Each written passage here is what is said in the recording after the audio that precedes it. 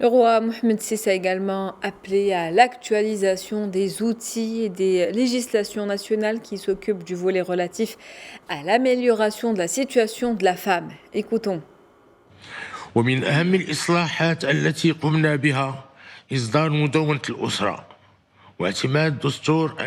Parmi les réformes majeures engagées sous notre impulsion figure la promulgation du Code de la famille, l'adoption de la Constitution de 2011, qui consacre l'égalité homme-femme en droit et en obligation, et par conséquent érige le principe de parité en objectif que l'État doit chercher à atteindre.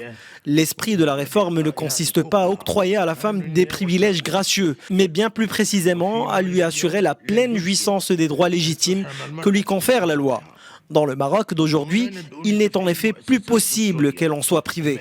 À cet égard, nous appelons à l'opérationnalisation des institutions constitutionnelles concernées par les droits de la famille et de la femme. Et nous demandons que soient mis à jour les dispositifs et les législations nationales dédiées à la promotion de ces droits. Dans un premier temps, le Code de la famille a représenté un véritable bond en avant. Désormais, il ne suffit plus en tant que tel. L'expérience a en effet mis en évidence certains obstacles qui empêchent de parfaire la réforme initiée et d'atteindre les objectifs escomptés. Au nombre de ces écueils figure l'application incorrecte du Code en raison de divers facteurs sociologiques. L'un d'eux tient notamment à la propension tenace d'une catégorie de fonctionnaires et d'hommes de justice à considérer que le Code est réservé aux femmes. La réalité est autre. Le Code n'est spécifique ni aux hommes ni aux femmes.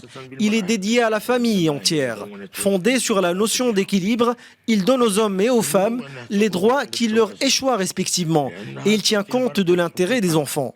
Ainsi, nous soulignons la nécessité que tous, unanimement, s'attachent à l'application pleine et judicieuse des dispositions légales du Code. Il convient aussi de dépasser les défaillances et les aspects négatifs révélés par l'expérience menée sur le terrain et, le cas échéant, de refondre certaines dispositions qui ont été détournées de leur destination première. ومراجعة بعض البنود التي تم الانحراف بها عن أهدافها إذا اقتضى الحال ذلك.